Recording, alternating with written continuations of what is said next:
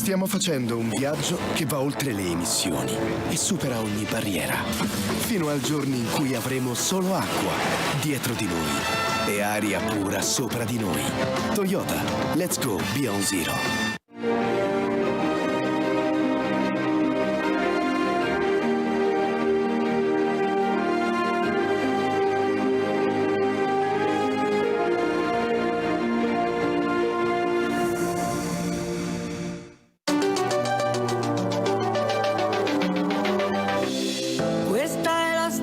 Di un'idea e di chi trovò la strada per farne una realtà.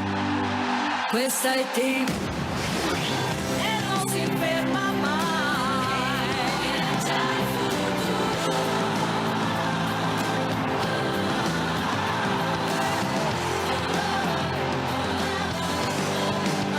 Questa è te.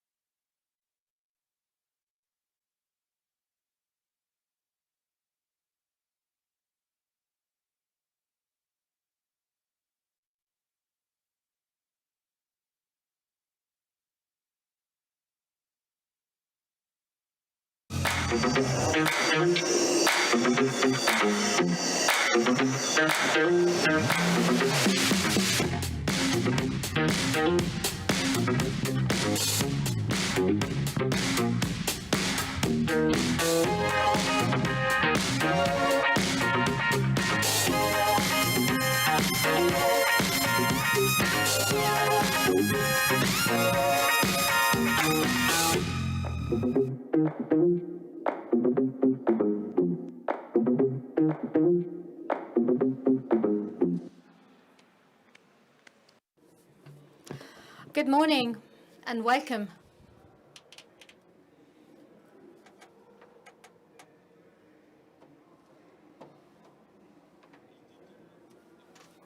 The title of this session is Youth, Talent and the Master.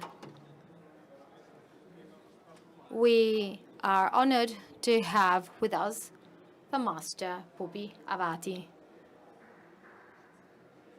Thank you.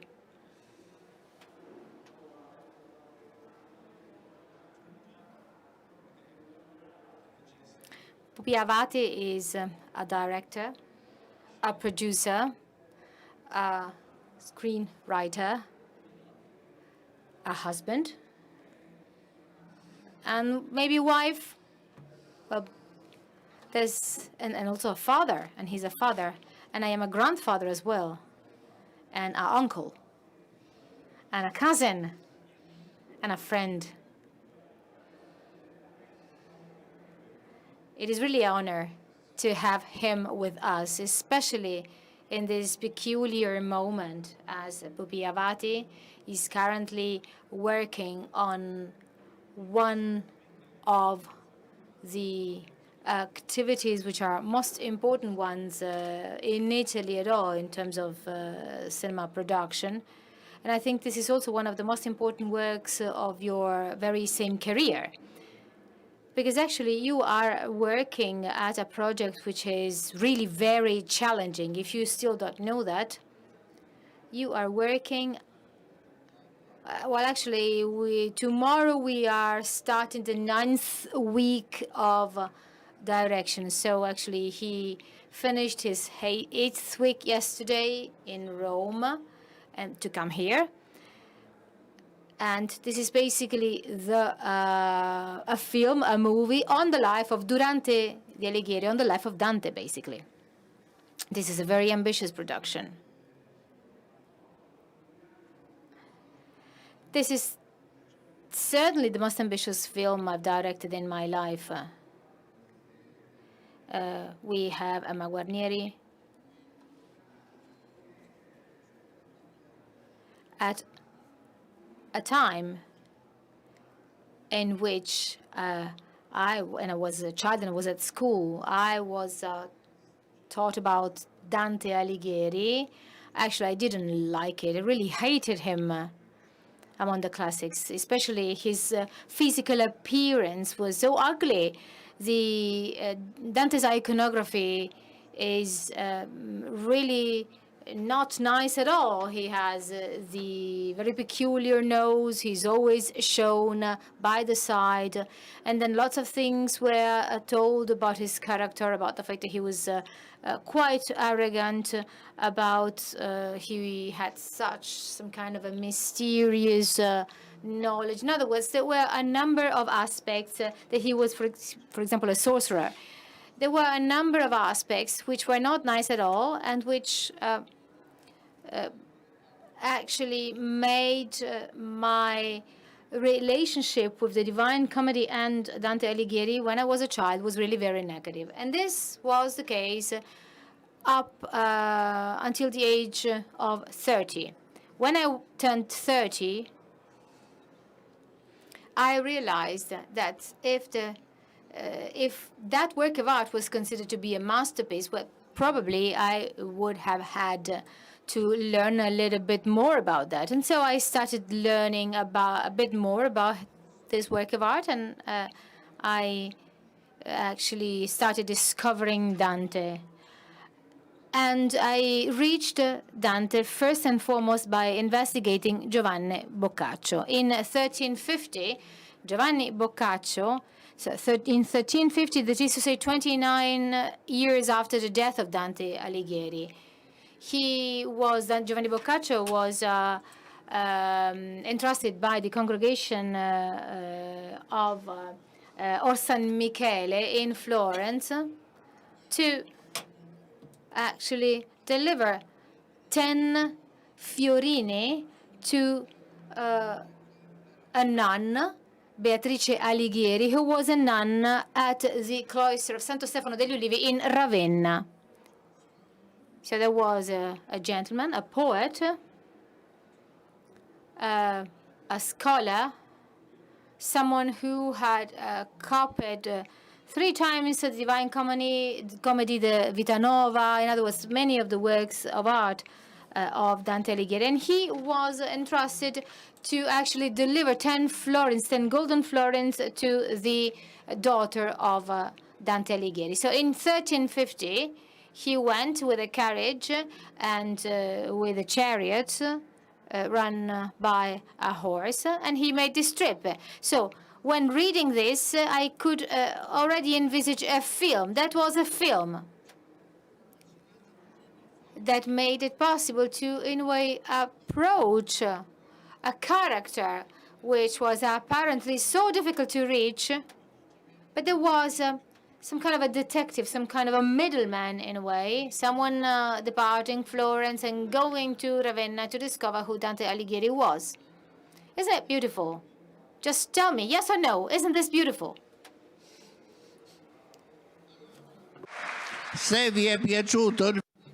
So if you liked the film, did you like this film? I think this is a trailer. But you're saying yes based on trust, basically. So thanks to this journey, Boccaccio managed to gather a number of information on the life of Dante Alighieri. And Boccaccio himself knew very little about the life of Dante Alighieri. And these are the news. This is the information that many experts, scholars who study Dante Alighieri still ignore. For example, if I tell you, Beatrice, do you know who I'm talking about? Actually, who lied? If you have lied, please raise your hand. Beatrice. What was the surname of Beatrice? Portinari. Well, they're good. This is the only place where they answered. This is a question I always like to pose. Beatrice Portinari, that was her surname. So how could Dante know that Boccaccio, pardon, how could Boccaccio know that Beatrice was Beatrice Portinari? This is something that nobody knows, I'm sure. Is there anyone among you who can give me an answer? Well, I'm pleased that you don't know, because this kind of gives a justification. This provides a justification to the film. The film has a reason to exist. So this is the story. When he was a child, Giovanni Boccaccio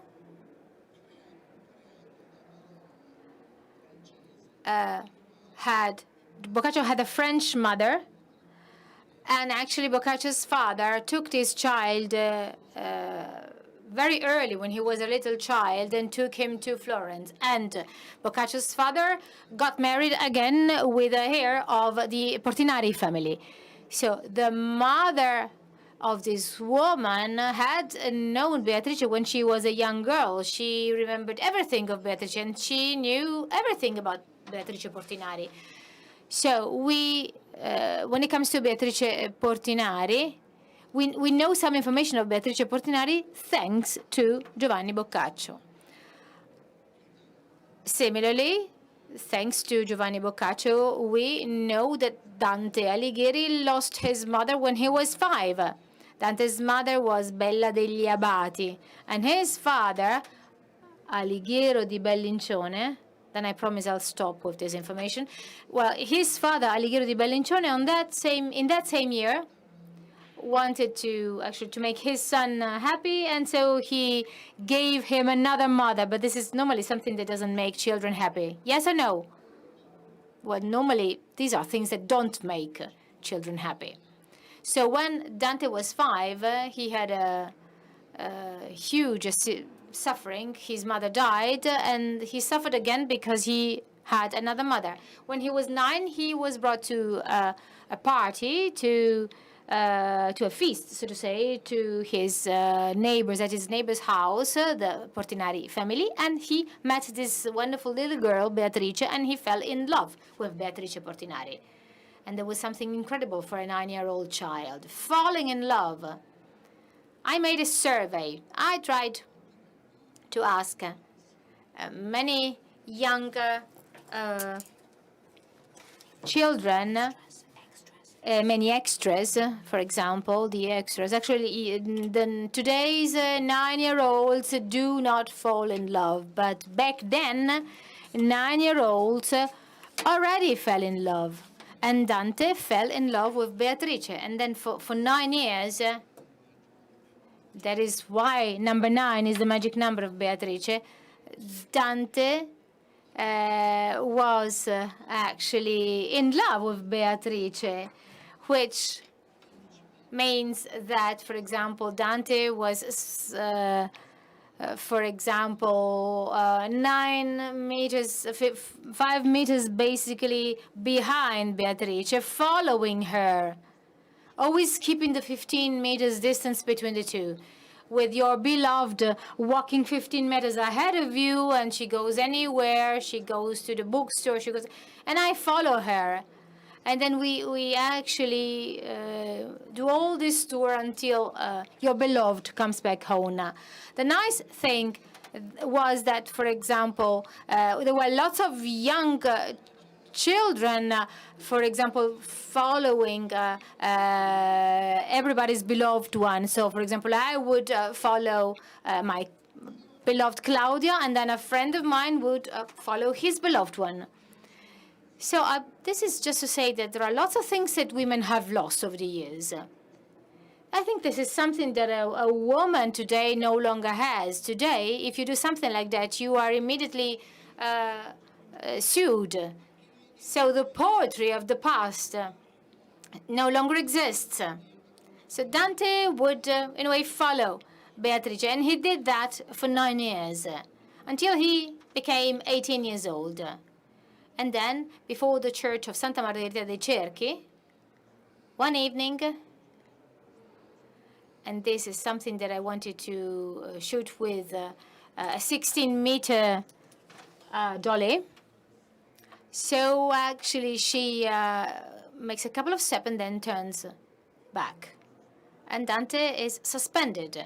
So Beatrice looks at him for the first time. After 9 years, she looked at him for the first time, and she smiles at him. She smiles at him and actually tells him, hello, vi saluto in Italian. That was the only thing that she told to Dante Alighieri in her whole life, vi saluto. Well, actually, 9 years. It was worth working behind her for 9 years. So he came back home and had to, in a way, convey in writing what he had experienced. So he made a dream. And he had to write something. He has to leave this emotion, in a way, to the others. And that is where poetry stems. And that is where he meets Guido Cavalcanti and the Dolce Stil Novo. So everything stems from there, from Vi Saluto. I think that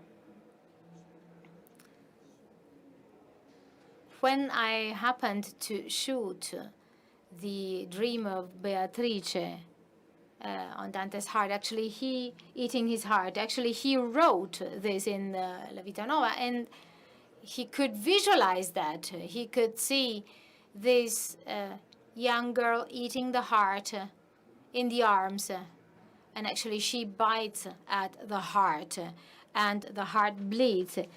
That is a very violent scene, which is at the same time poetically very strong. So Dante's imagination was already incredible, very strong. And I realized that while I was shooting, actually, basically, I simply staged what he had written. So the film mirrors actually what happened to him from this moment onwards. Beatrice would get married a couple of years later to Simone Pardi, a banker, and she would die 2 years later. So there would be a lot of suffering, a lot of pain. And this convinced me that pain is indeed something that can help construct poetry, build poetry. Pain is indispensable to experience poetry. So I tried to make this Dante Alighieri credible and convincing, and this through the words of Giovanni Boccaccio. And actually, I can tell you that you're really succeeding in this effort of yours, judging from what you've told us.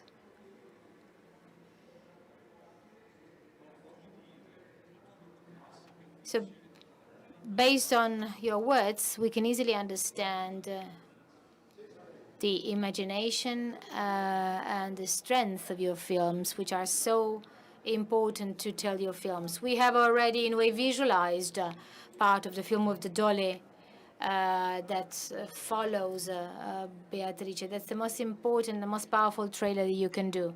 And you've also told us everything about Dante. This is yet another aspect that we could help accomplish. I mean, we could bridge some knowledge gaps in watching your movie.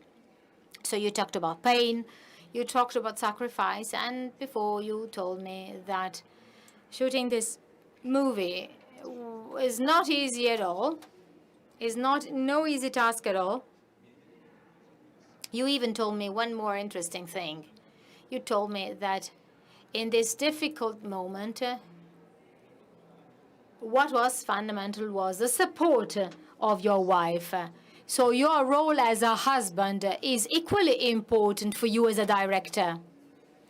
Well, I would not like to bore you. I've already done this other times. I wouldn't like to bore you in telling you how I got to know this human being who's been standing side by side with me for over 55 years. You already know the story. So you know everything about Dante, but you know nothing of me.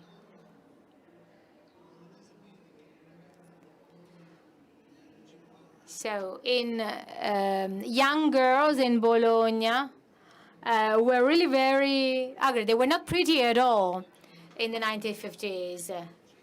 And there was a friend of mine from Piacenza who basically said, well, the ones of Piacenza are uglier than the ones of Bologna. So we went to Piacenza and we, sitting down, we basically saw young girls passing by and they were really very, very ugly. So Piacenza won over Bologna.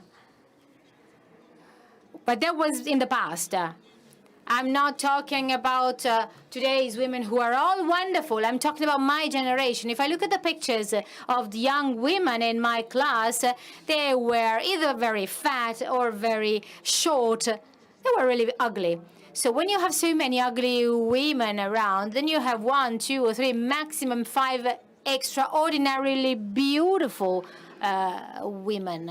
And this miracle was also 50 years ago. So everybody knew the beautiful women in Bologna. So me and Foresti, my dear friend of the time, we would travel around to look for beautiful girls. And then one afternoon, we were in Via Rizzoli, along Via Rizzoli, by car, and we would actually stop. And I said to him, look, just stop and look. And I saw this wonderful girl. And then we are like a puzzle. Do you know what a jigsaw puzzle is? And basically, there is a piece of the jigsaw puzzle. And actually, what you miss is that piece of the jigsaw puzzle. That girl was that piece who I was missing. She was together with the Prince, Gianluigi Zucchini. He was a wonderful, very handsome young guy. And they were really very beautiful. So Cenci stopped, and he had her stopped, and they were talking. And while they were talking, I would pray. And actually, this prayer worked because my friend Cenci came back and told me, Friday, we're going out on Friday. I've invited her to have an ice cream together next Friday. And I said, well, actually, I have a friend. I told her that I have a friend with a girlfriend, because I would certainly find one of those ugly women who we normally saw. So the following Friday, we went out with her, and she sat in front of me. So basically, I experienced everything that Dante experienced with Beatrice. She sat in front of me. She didn't look at me, but for me, it was enough to look at her. So my love story was all in that. It was me who loved her. I was not interested in being loved in return. So we had an ice cream, and she didn't even ask me what my name was. But that went on for 3 Fridays, and then on the 4th Friday, there was some kind of a hunt, a treasury hunt on the hills in Bologna. So at the end of the treasury hunt, Cenci came to me and said, actually, she would like to go back home. You have to accompany her, because you have this wonderful occasion. You have to drive her home. I was really frightened. I was shy. It was complicated. And then I was so much in love with her. And when you are so much in love with her, I was frightened. So he gave me the keys of his car and kicked me out of the place to drive her home. So basically, what I'm telling you is not invented at all. I'm not inventing anything. She came down, gets into the car, and asks, will you accompany me home? And I asked, where do you live? And she answered, Via Mezzofanti 69. And so I simply said, okay. And I started the car. 5 kilometers of curves to prove to the most wonderful, beautiful woman in Bologna that guy was nothing but intellectually he was a genius, that he was great at all, and that he was finally what she was looking for, what she was definitely waiting for and looking for. So what actually she thought that could not be found in Bologna, but in fact that was not true. It was me. I was there. I mean, I would simply have to prove that. But in that precise moment, nothing comes to your mind. So actually, we were silent. We were terrorized. I actually could follow these 5 kilometers of curves. I could see Bologna coming closer. And she asked, why are we driving so slowly? And actually, I was driving very, very, very slow so that these 5 kilometers could never end. But we had nearly reached the end of the curves, and I hadn't said anything. I even pretended that I made a nice road. Then we entered Via Mezzofanti, 71, 69. And actually she said, it's here. So we had, my love story had come to an end. We had arrived. So basically she gets off the car, and I was very much distracted because she had not cared about me. And I knew that, and I was very much resented towards her. I was actually very much resented towards her. So at a given stage, she gets off the car, and then suddenly you have the divine providence helping you. And I have a suggestion, the suggestion of a sin which couldn't be more beautiful than that. I tell her, well, stop, just stop. So she turns back, and I tell her, look, what? Look at this. It was this watch, my father's watch.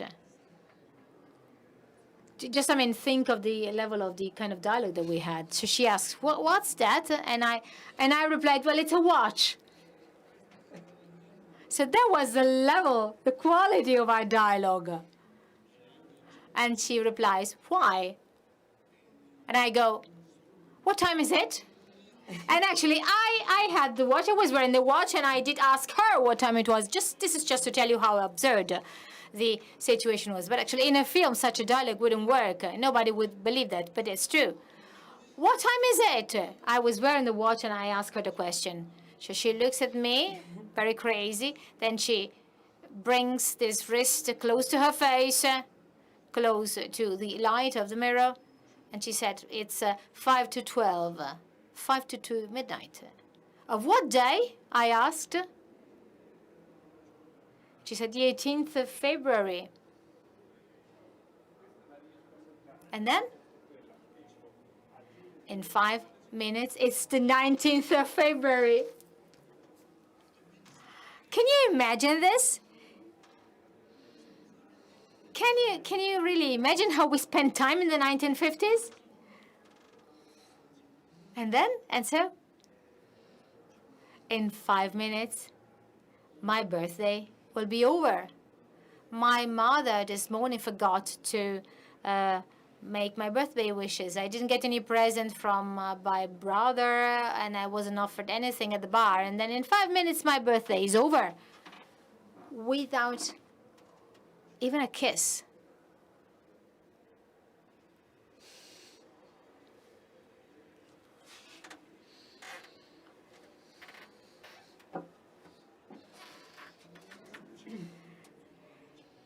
And then she thinks for a while. She thinks of the costs and benefits. And she comes closer, and she kisses me. Actually, my birthday is on the 3rd of November.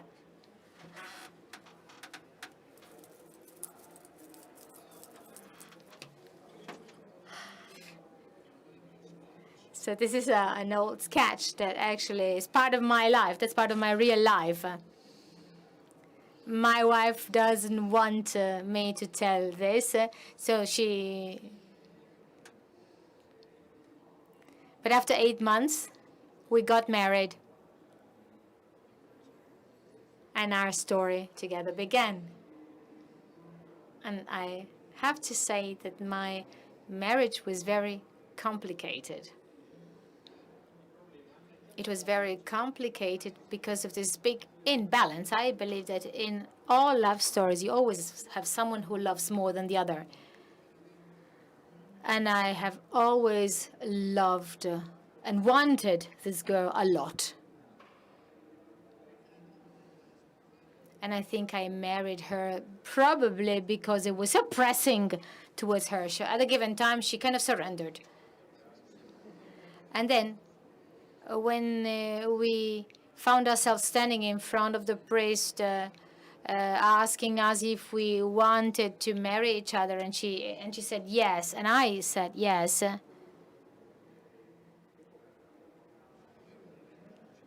We really didn't know each other. I said yes to the fact that I could have with me a very wonderful lady, a very wonderful girl. I knew nothing of her, and she knew nothing of me. So the first years of our marriage were very complex. and we discovered all of our defects, all of our flaws, our ambitions. My vision of our wedding, the fact that I wanted her to become like my mother. The first present I gave to her was kitchen equipment to make pasta, homemade pasta. And actually, she threw it down the stairs. So there was this kind of incompatibility on many fronts, culture, for example. And then the children came. And they actually were born by chance, as children should be born. They shouldn't be programmed. They shouldn't be planned. And then to marry her, I actually had started working as a salesman. I would sell food. And I was frustrated because I didn't like that job. And plus, beauty is not enough. Beauty is important, but it is not enough. You need something else. And then at a given time, I started doing cinema. And if you work as a director, as a film director, and you live in the province, sometimes you experience things that you could never imagine. In other words, you become extremely seductive, even if you're not, but simply because you do the job. So actually, it didn't go well. And I kind of took advantage of this situation. And I started going out and dating other people. Have I already told you this?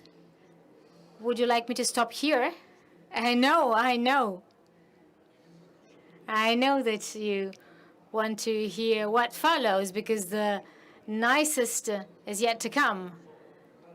So I fell in love with an actress. I fell in love with a woman. And so I would come back home very late at night. And it was difficult for my wife. So at a given stage, I came back home at 4 in the morning. I fell asleep. And I am basically awakened by a big slam in the face. I don't know if you've ever been beaten while you're sleeping. Raise your hand. I think nobody. That's an experience that I would not wish to anybody, because you really do not realize what's happening. So you feel this pain, you open your eyes, and you see all the lights on. She's sitting on the bed telling you, I know everything. And you are a prick, and you ask, well, how do you know? And this is actually the question that you shouldn't ask. This is what you shouldn't say. But that was probably what I wanted to say. I know everything. And she said, a detective. And I replied, and who paid for the detective? My father, was her answer. So after a few moments, all of my things were outside of the door. And then a period of my life started that lasted 9 months out of the home with another person. And every week I would come back home to see my children. Back then I had 2 children, and I would bring home toys wrapped in paper. And this is actually what changed the story of my life. And the children would take the boxes, the wrapped boxes, they would place them on the piece of furniture, and they did not unwrap them. They did not unpack the presents. This was something that made me think that I was about to lose my children. So at a given time, I told the woman I was with at the moment that I was depriving my children of a father. And I told her that it was my intention to come back home. That was really very, very difficult, but it was the most beautiful thing I did in my life, the thing I am most proud of. The other woman started to cry. I came back home. My wife, in the meantime, had kind of revenged, and she was right to do so. So it was very, very complicated to re-establish a relation with them. But we felt that we had to do that for our children. So we kind of escaped to Rome.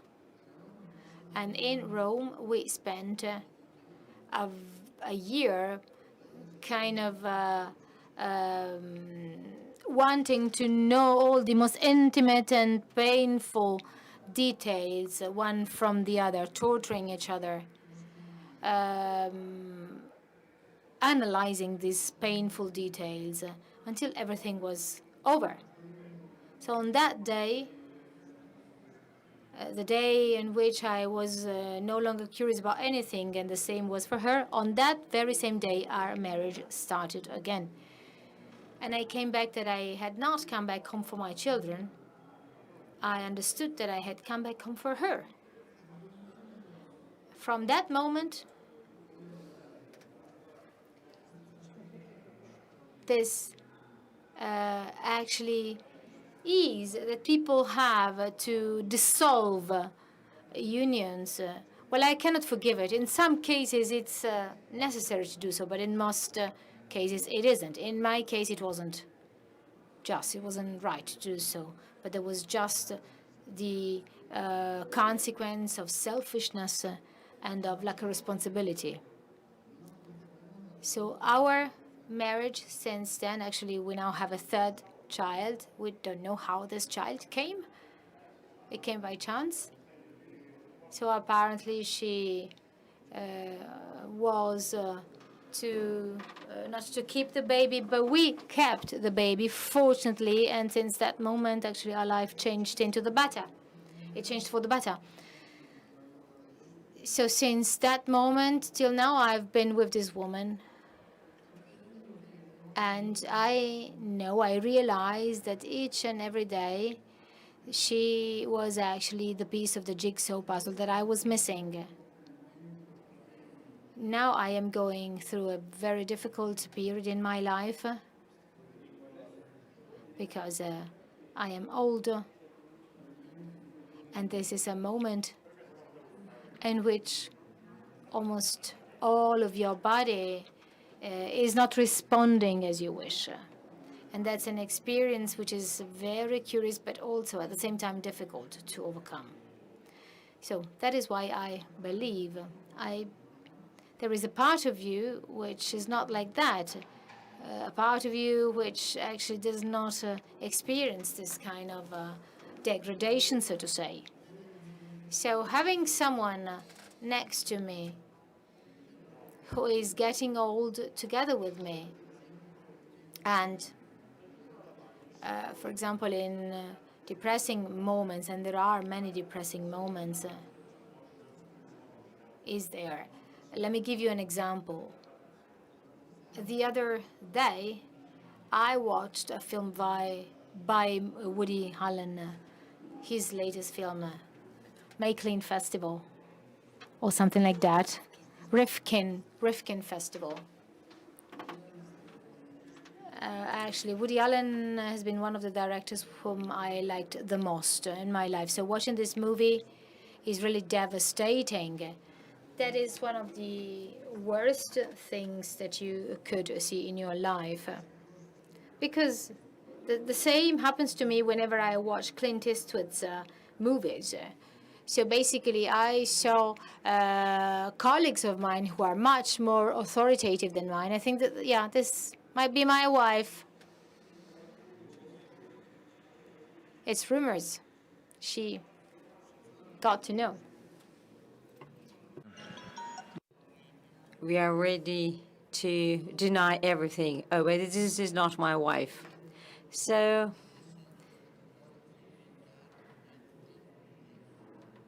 unfortunately, Woody Allen has been making so bad films lately, and I think that having a person next to you who supports you, who encourages you, maybe, well, she's faking it, but probably she fakes to have esteem for you. I don't know. She never did it, but maybe she's doing that. But still, sharing your life with another person, sharing this journey with another person is one of the most important things ever. So you should never, ever underestimate this, because coming to terms with life alone is difficult. It's not easy at all. And by two, it's difficult but easier. And during the COVID crisis, I saw so much energy and courage in this woman. She did so much. She did everything. She didn't need anybody. And I found again that girl I fell in love with. And again, my message is try to, to stick to it. Try to not to give up, because that's what marriages are for. You need to be brave and to be strong, but it's worth. Believe me, it's worth.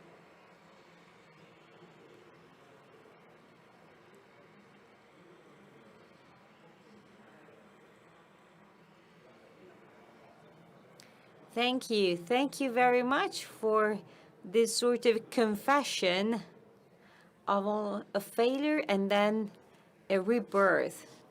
And even the Divine Comedy of Dante stems from something similar. So the desire of some sort of redemption. And time flies. And I'd like to know more about the tale of the Barniagara. It's one of the most beautiful and meaningful things. But before that, I want to ask you something else. So you talked about Woody Allen and Clint Eastwood. I also love Woody Allen. And he's a bit cynical when it comes to his take on life. And I heard you many times saying that Italian cinema is in a deep crisis, not just for economic terms or for the lack of resources, but specifically when it comes to the storytelling. So the most basic, daily, ordinary life is the main object of cinema today, without any expectations, any desire that should be, the typical feature of every man and woman. Instead, you are working on something really incredible. So what about this downsizing of desire? Is that just a problem of cinema in Italy, or is that a more general phenomenon? So are people somehow downsizing their desire? Because especially young people should be ambitious and demanding and try to follow their dreams. Do you think that people today are not ambitious enough to follow their dreams? Oh, yes. I think that this country is not ambitious anymore. And I see the same offices with the same walls and furniture and chairs and windows, but beyond those desks, there are different people. These are the people that listen to my projects. And usually the projects behind the other side of the desk are never ambitious people. They just ask me, is this going to make money or not? So they just think about that. That's the bottom line. So everything is reduced to the market, to the money. So we have all become just numbers. We are just figures. And all that, has taken away from my job its most beautiful side. How many times I have prepared my thank you speech for the Oscar, because I always think at the back of my mind that maybe my next film may win an Oscar. So this lack of ambition that I see everywhere is so, sad. We are now living in a country made of dwarfs, of small people. And during the very small press conference we made before this session, I tried to express my sort of dismay for what is happening. There are somewhere in the world now mothers that are throwing the kids over a wall to guarantee them a future. And here we are discussing night and day and night about the Green Pass, something that could have been fixed in one day. So this country, I mean, is lagging behind, is standing still. But nevertheless, there are some good signs. For instance, the next movie festival in Venice features 5 films, for instance, among the many others, that somehow debunk completely what I just said about Italian cinema, because these 5 films are extremely courageous and innovative in their genre and in their approach. So probably a new era will see the day, and maybe the COVID crisis and these new ways of watching films will generate something good, because these 5 films are really innovative. May I say something? May I? Yes, please do. So, yes. Why are you so formal? Well, I think it's appropriate now. I don't know if I've ever told this, but we're not at the end yet. Oh, we're not. Okay, no. We still have another good 10 minutes. Okay, so, when we still have 3.40 minutes, tell me. Okay, remind me. I will tell you what I want to tell you. So, when it comes to ambition, it also comes to talent. Talent is key, especially when it comes to making choices. And so this is something that concerns young people, but not only young people, because some people then grow up and keep their talents somewhere.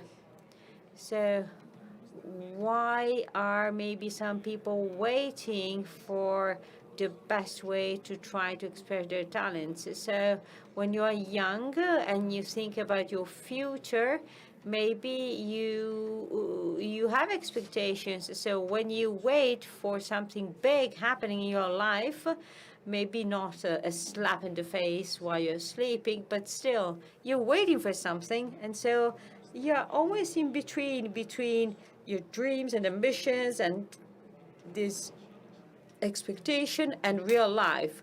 And sometimes people get cynical because of this situation.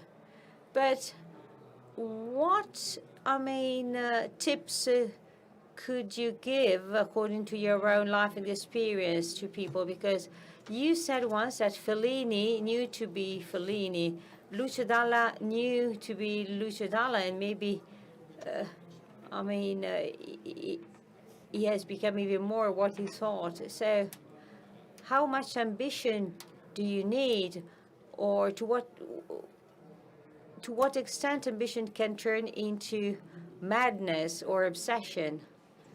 Well, regardless of the final outcome, it's always good to expect something extraordinary instead of being pessimistic or trying to make just the safest choices. Well, you always need to dare and to try to do more than what you can, because if I have a look at the life of other people my age, some are still there, some unfortunately have passed away. Well, first and foremost, I must say that happiness does not exist. This is an absolute truth that can be applied to any context. But people who feel satisfied, so they are happy with what they are and what they do, well, I can see that people who are happy with what they are and what they do have less resentment vis-a-vis the world, and they're satisfied.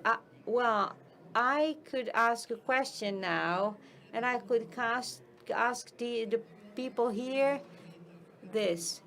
The years you have passed so far doing the job you do, are those years the best years of your life? Could you say so? Would you say so? So have you been able to express yourselves through your job? Well, unfortunately, I think that the vast majority would answer no, because the vast majority of the people make a certain job just for economic reason, just to get an income or for other reasons. And very often people do a job that prevent them from expressing their own personality. Maybe your talent is not really needed in the job you're doing. So if I make a movie and, for instance, there is a person who is unloading some materials for the film, and maybe that person is another one. So I think that each one should do the job, and I think that the talent hidden in every person actually is expressed through what they do. So I think that people can still make the difference according to their talent, even if they do simple things. And I think that people should be considered as unique and irreplaceable. I think this is key. This is fundamental in any professional context. I know that people today are easily replaced, but then things change. If in my working team I change people, things change.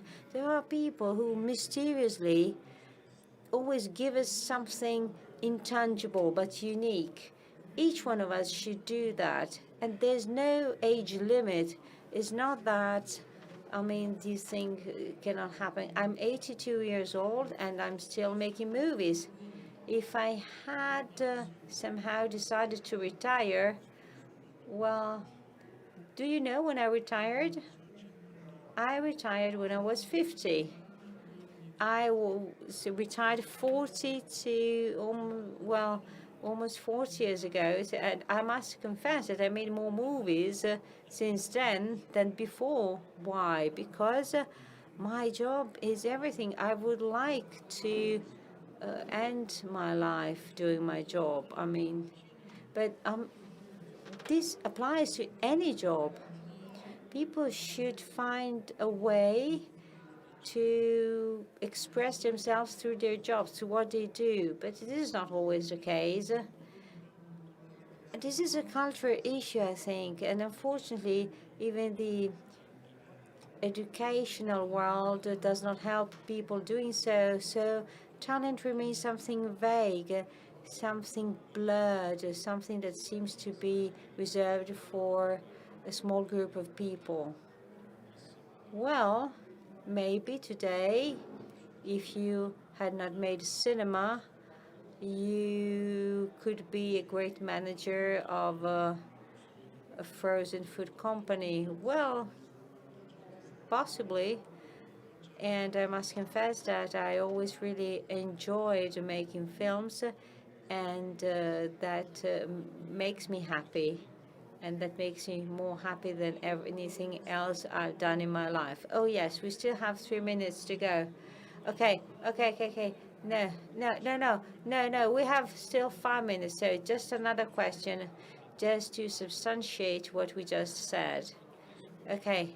Yes, we have another 5 minutes because we have been so good with time so far. So can you please tell us in 3 minutes the story of a casting you made in Milan and you found the Italian Grace Kelly, isn't it? Okay, I'll do it. Okay, I'll tell you. So after the first disaster I made in Bologna, entitled Balsam on the Man of Satan, and a local businessman of Bologna lost 170 million liras, I went to the same person I called him Mr. X. I said, "Oh, that was just a test, Mr. X." Well, he lost a huge amount of money, and the next film has another title, Thomas and the Damned People, and well, he gave me another 110 million liras. He had trust in me. And I was looking for an actress who looked like Grace Kelly. I went to Milan, and 150 blonde girls came up, and it was the 130th, I think. And a beautiful blonde girl comes in, and she really looked like Grace Kelly. And she was beautiful. She was like a young Grace Kelly. And I called Bologna and said, "We have a Grace Kelly." And the next day, I remember we started the shooting and we were waiting for this Grace Kelly from Milan. And finally she arrives. And we were in the shadow of this large church. The gate opens. Outside it was the sun. And I remember the silhouette of this young girl. I remember that image so clearly. She was coming to me, and well, she looked a bit shorter maybe, and she comes forward, and she had curly hair. The one I chose, she had smooth hair, but this one has dark hair. She's a brunette, and it was Irene Pappas. And I tell her, "Who are you?" And she says, "My friend could not come, and so she sent me over." And I said, "Are you crazy or what? Are you mad or what?" And I was so disappointed and angry. I got mad, and I said, "No, I don't want this girl." And she wanted just to stay to look at the shooting. I said, "No, I don't want this person on the set." I was really angry. I was furious, and so she's taken away. And I was so offended, so humiliated. And then I'm being told that she had not gone away, and she was drinking something in a bar next to that place. And then she stayed, and we were ending the shooting. It was the end of the day, and I mean, the crew had to stop. Okay, so we stopped the shooting, and when we were out in the shadow, so bars were closed, and she was still there, leaning on a wall. She was all there, shuddering because it was October in Ferrara and it was pretty chilly. And I told her, "Come here," and she said, What? I didn't do anything." And I said, "Oh, you came here and you tried to ruin my film. Come here. I don't know what you did to your friend, but you came here and you ruined my film." And then I said, "I'm stupid. Have you understood that I'm a stupid person? And somebody told you in Milan that I'm a stupid person, and they were right, because now, well, I decided after looking at you all day long, staying there waiting, so you get the role. Okay, the role is yours." And suddenly, she changed expression. She cries for joy, and she changed really color in her face. And the next day, I wanted to kill her. I was just hating her.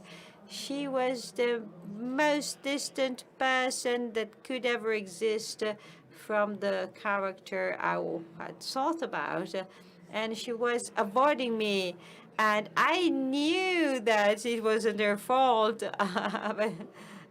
And she was obviously a bit scary.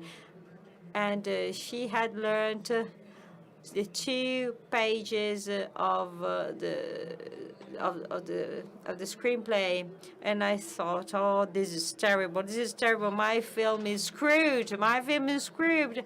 And I said, okay, action.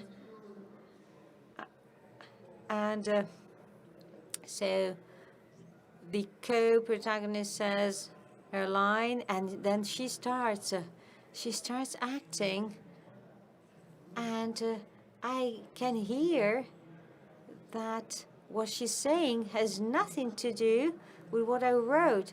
Well, it's what I wrote, but the way she says them is beautiful. I mean, the screenplay sounds so much better, and I get moved, and I thought, oh my gosh, I wrote something really beautiful. But it was not thanks to me, but she was able to transform those lines into something beautiful. There was complete silence, and she was so good, and she was really transforming my words into something extremely poetic. Everybody is watching her. I was moved, almost crying, and I was too moved to say stop to the shooting, and the whole crew starts applauding spontaneously. Everybody was clapping their hands.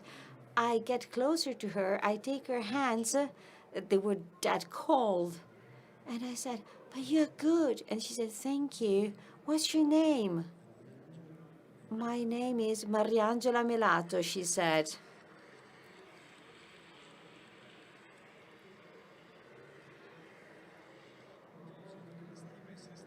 Well, when it comes to self-esteem.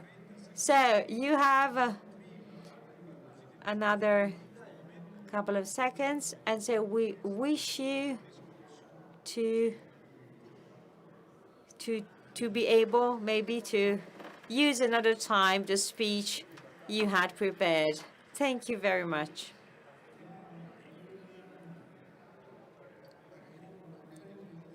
Okay. Maybe you already heard me saying what I'm about to say, but this evening I go back to Rome, and tomorrow morning I will wake up quite early. And so I thought that I wanted to bring something meaningful here beyond a smile and a laugh. What I want to share with you is what I learned from life. And what I learned from life comes from the farming culture. And in the farming culture, life was like a hill. You went up the hill, and usually during the first part of the journey, everybody going up the hill, the people thought that beyond the top of the hill, something extraordinary would be there. But life is more like an elliptic shape, because there is your birth, you get born, and then you are a newborn, and you start going along the elliptic shape, and so you start learning things. You cry, you eat, you do simple things. You start loving things. You love your mommy, your toys, your friends, your room, everything that a baby lives in the first quarter of this ellipsis. And during the first quarter, the baby thinks that everything is or she is going through will last forever like that. It will never end. So time does not exist. The fear of things finishing does not exist. The fear of mommy disappearing, your friend disappearing, your dog, your puppy disappearing does not exist. Then you enter in the second quarter of the ellipsis, and you grow up. You become a young adult. You start thinking about your life. You study, and then you get trained maybe for a job. But you're always convinced that something will happen at some point, sooner or later, and everybody will notice you. So when you reach the top of the hill, and then you finally reach the top of the hill. And in the farming culture, this getting to the top of the hill, I mean, it means that you have somehow almost finished your, climbing of the hill. And so you compare what you have done so far, and you think that probably the next step of the journey is not so interesting and so fun. And so at that point, when you're on the top of the hill, something starts changing, and you start turning back and you start looking at your past. You start remembering like Proust did. So your childhood, your younghood, you start thinking about your past and your young years. I remember that I reached the top of my hill in a hotel called Oca Bianca. And I remember that in the evening, I used to come to this hotel and I was looking at the book, and I remembered at one point that I thought, well, I need more light to read. What was happening? One of my eyes was starting to, become weaker. Oh, it's always the person who called before. And so my sight was weakening, and so I was entering the third quarter of the ellipsis, is the comeback, so to speak, because you do not think very much about your future. You think more about your past. And something happens, something people do not talk about, is when you start, somehow mislearning or unlearning. But this unlearning process, so when you start to lose the things you have learned, so this unlearning is hidden by your professionalism. So your professionalism somehow covers for that lack of knowledge. So I thought I would stop there at the end of the third quarter of the ellipsis. Instead, I entered, so to speak, the fourth quarter of the ellipsis, that is aging. And suddenly, you find out that you're not any longer nostalgic thinking about your young age, not at all. You start thinking about your childhood, and you have the strong sensation that you're slowly, relentlessly getting closer and closer to that little baby you were so many years ago. And you start feeling the same needs, and you start feeling the same way as that baby used to do. And usually babies are not so interesting to me. I find them boring, but they feel my joy and my pain. I can feel their joy and their pain. Young, very young babies and very old people are so close, and their communication is so direct and deep. Why is it so that babies and the elderly can communicate so well? What do they have in common? It's what makes humans the best. Because the elderly and the babies are the best human beings ever. Why? Because they... Any guess? No? Silence. Oh, women is silent. Because they are vulnerable. They are vulnerable. So this is the best, highest, most noble, most precious human quality The best people are vulnerable people. Keep that in mind. It's not the people who boast about their courage and their merits. The best people are those who are the most sensitive ones, those that can be easily somehow hurt, those who always feel inappropriate, who always think they are never good enough for something or for somebody. Those are the best people. So it's the other. And in the light of my return to infancy, I would like my life to end with one image: the kitchen in Via San Vitale, where my mother and father are waiting for me to have dinner together. Thank you.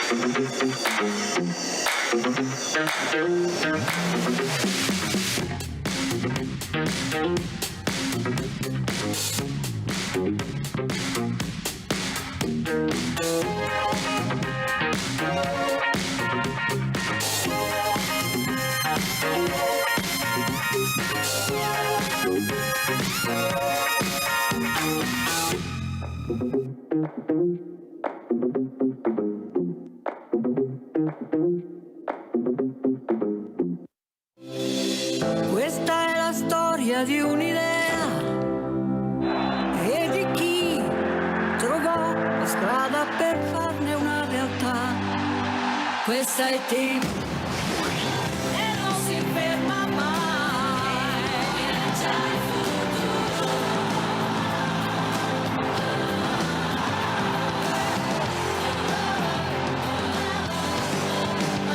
Questa è tipo.